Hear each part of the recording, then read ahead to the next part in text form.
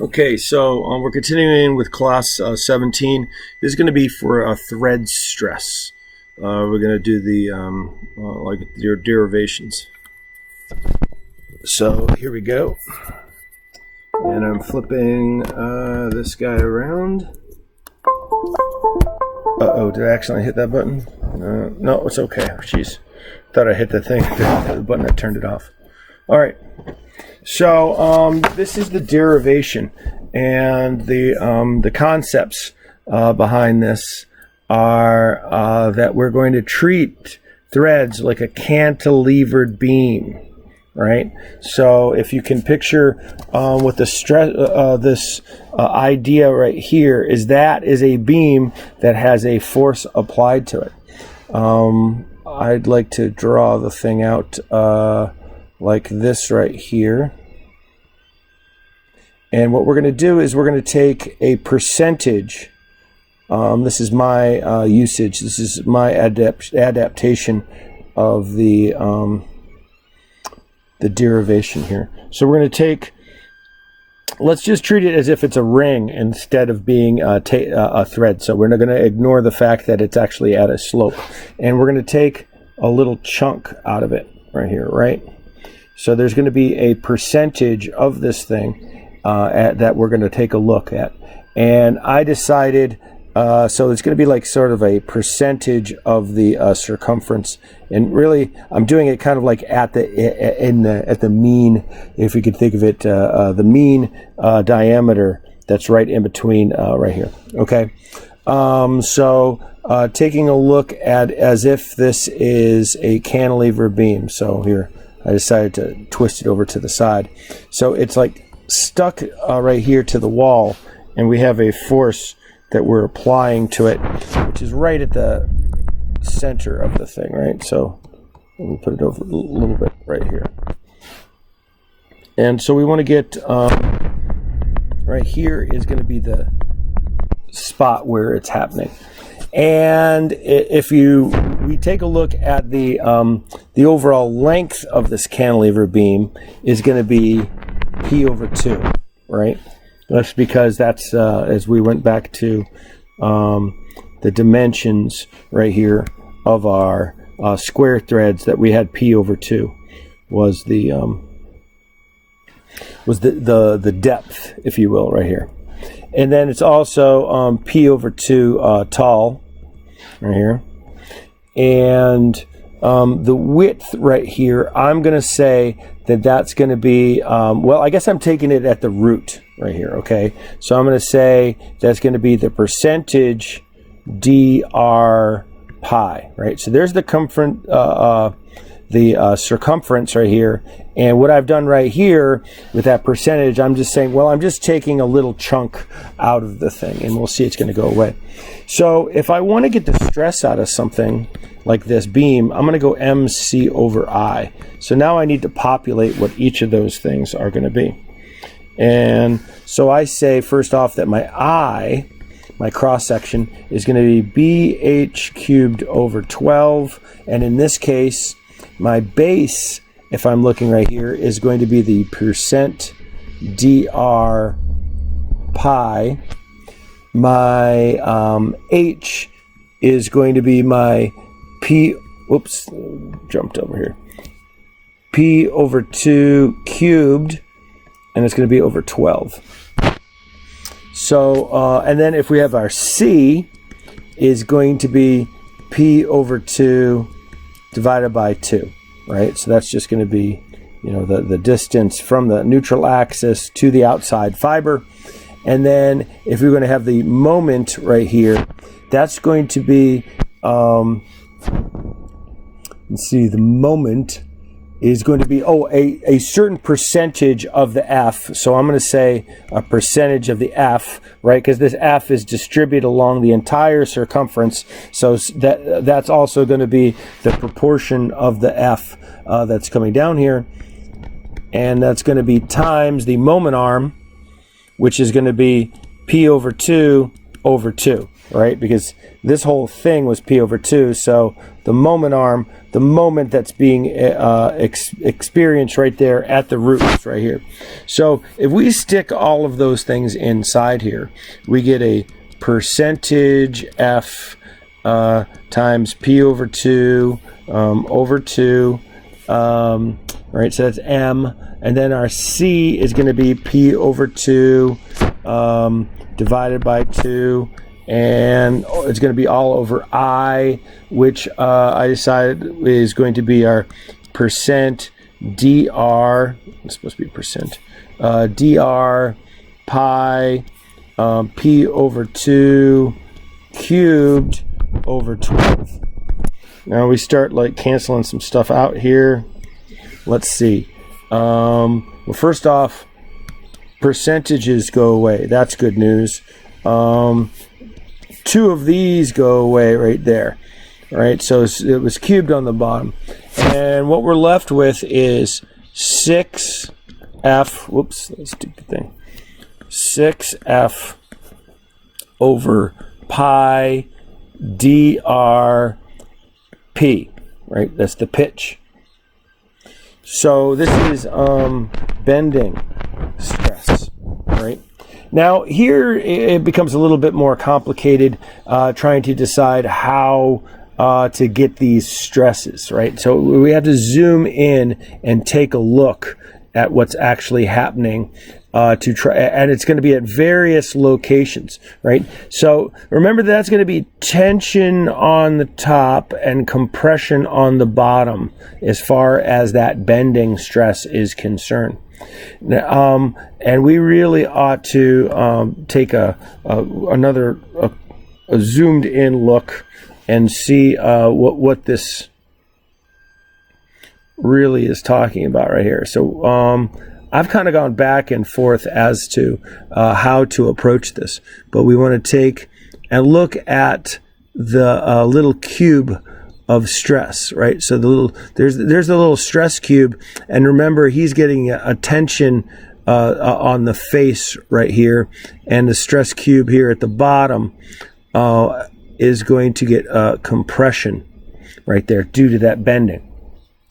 Now we got to decide what are the other stresses that are going to be applied.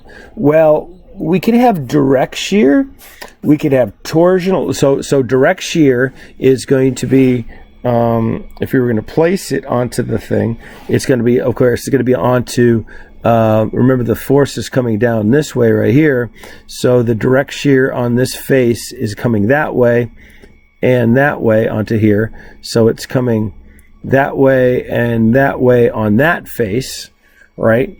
And so that's going to be, if you wanted to say, let's see, did I decide what X and Y? Like this was going to be X in this, the diagram. This was going to be Z, and this is going to be Y as part of this.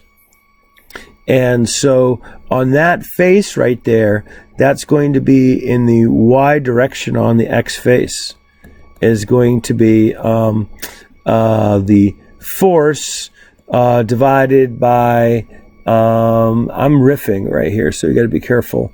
It's going to be for a single thread. By the way, all of this we have to be careful is just as if all of that force is just held onto one thread, which we actually find out is not true.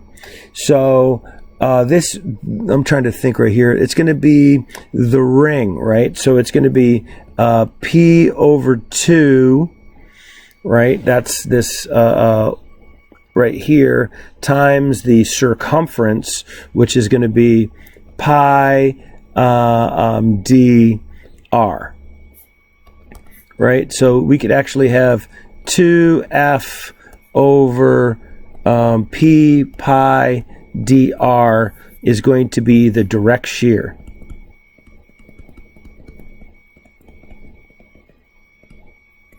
We could also have torque, and that depends, okay, on which side of this is going to be right here, all right? So I'm going to say that it depends on which way the thread is going. But the torque is going to be, if it depends on whether there's something else, if like there's a collar down below. They're showing the torque being applied down here, and whether it's, but the truth is, it depends on like maybe if there is, for instance, here's your threaded piece and here is the nut and under which it's going. So it's this first thread that we're really analyzing right here. And so there's going to be stress on that first thread. And is it the nut that has some load on it? If that's, and is it being, this thing being turned down here?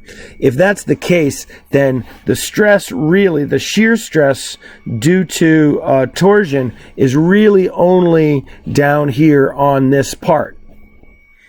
Because it's inside the shaft. So you have to look, it's not necessarily on this cube, it's on the next cube over, but that's fine. I mean, we're going to treat it like it's on that same cube. Right? And if that's the case right here, that external torque is being placed and causing a stress along the bottom, okay? So it's actually along this bottom face, if I could try to draw that underneath there. You see what I'm talking about as a stress? And actually, in the way that the torque is drawn is going to be... arrowhead would be that way. So it's along the bottom. And if that's true, it's going to be along the top right here. Right? And, okay, so, and that's going to be in the, they're saying... They went to XZ, Z. It's in the Z direction, but I would actually say that it's going to be on the YZ face, the way that I've just drawn that right here. Right? But I previously said it was on the XZ face. I'm not sure if I buy that on the XZ face. But let me write it down and we can double check it. But anyway, that's going to be TR over J. And we know that we have that torque that's applied. It's going to be the root over 2 is going to be, yeah, that's why it is. Okay, so I had to be careful of how I'm saying this right here. So let me back off on that. That is the XZ face. As I was saying this, gotta be careful not to riff. Get back. Come on. What are you doing? Get away. Go away. There you go. And what am I trying to say? Yeah. That we're going to, oh, okay, so this on the next page did all this work for me. Son of a bitch. Yeah, so what we want to take a look on is the face, all right? So this is the face looking upwards right here on this face right there, okay? And of course, that's the torque that's being applied across that face. They're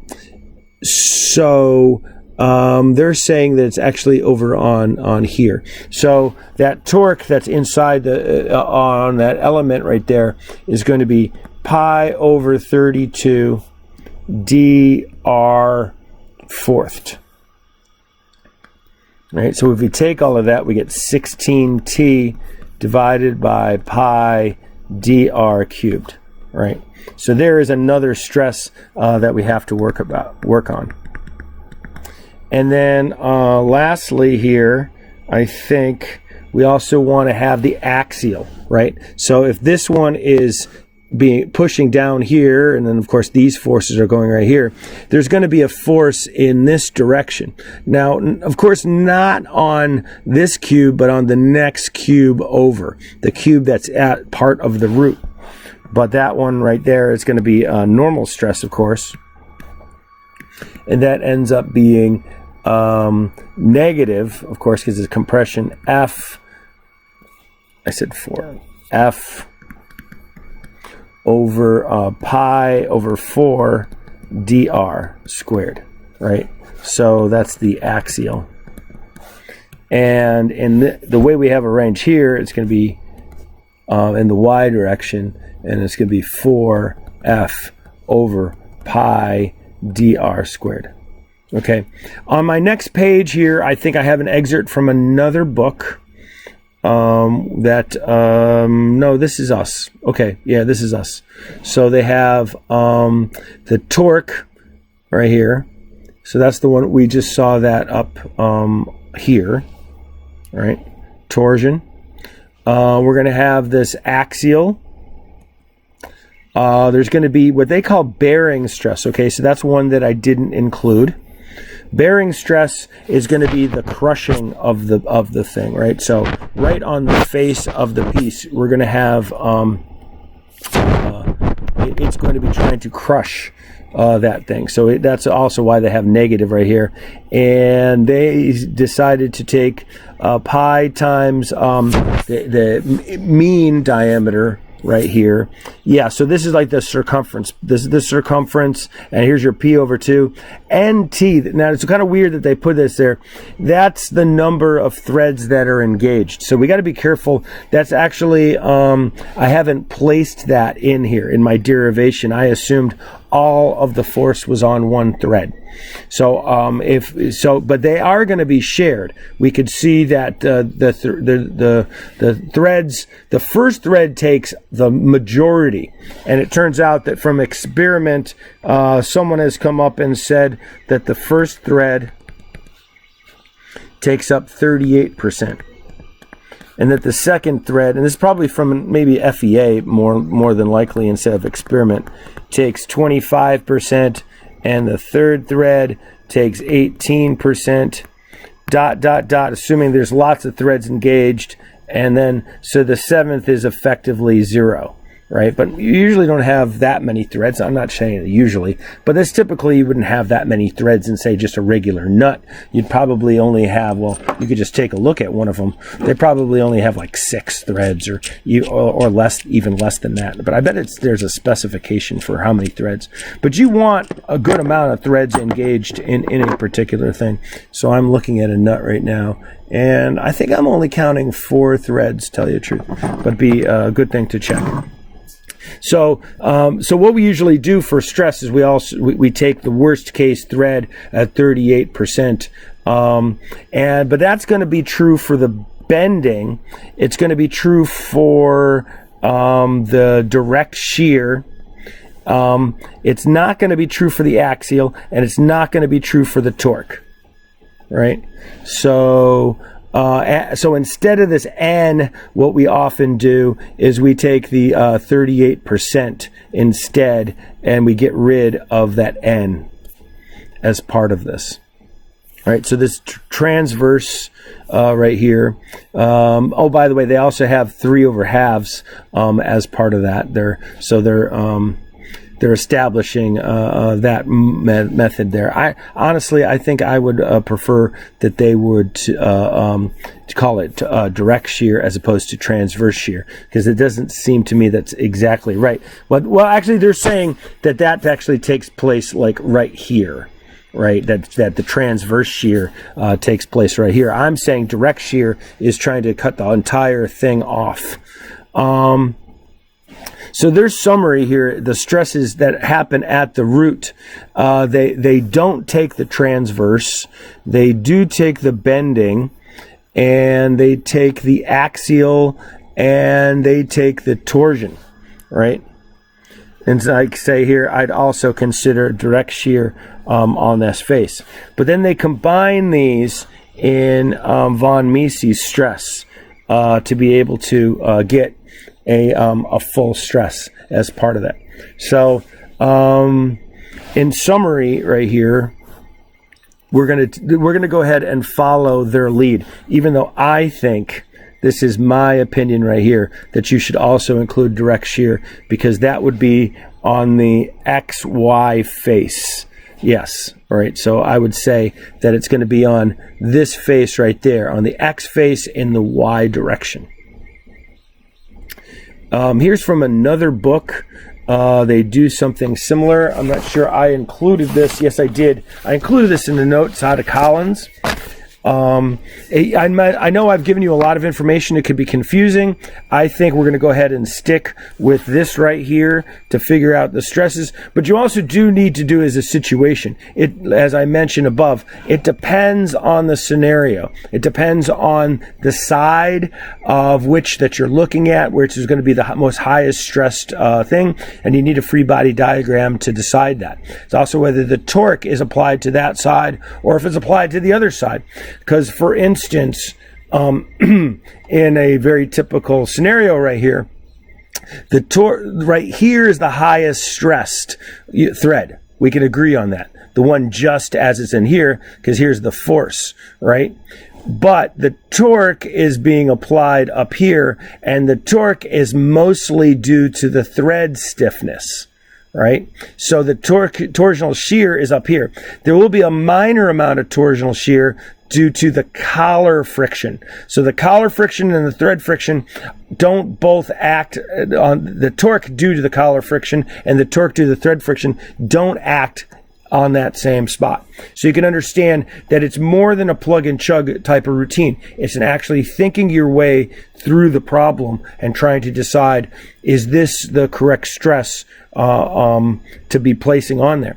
And because of the sides that these act on, you need to use von Mises because they're not all in the same plane. And here is a diagram. So here's some summary. You can walk through this and take a look. And here they have the direct shear themselves onto this, and they're using a they're not using pitch as part of that. I find that to be kind of interesting. Oh, they're saying direct shear at the root. That's interesting. I don't know if I agree with that, but anyway, we could pick it apart. And here is one from another resource where they were kind of showing you, and they're saying this. In this case, they said it's 34% of the load is being handled by this first thread, and it's diminished by this amount as you start to go from thread to thread. All right, so the next is an example, and this was a longer video than I meant, but it was meant to be like an extended lecture if you wanted to know more about this material, if you were confused by it. Which I probably did add to the confusion because I jumped all over the place in discussing this. If I had just decided to go directly, no pun intended, to what's in the book, it probably would have been a little bit more straightforward. So I'm not sure. I've also recorded this derivation before, so you could see older recordings and you could see that I've varied it in the method of presentation. But the same concepts apply.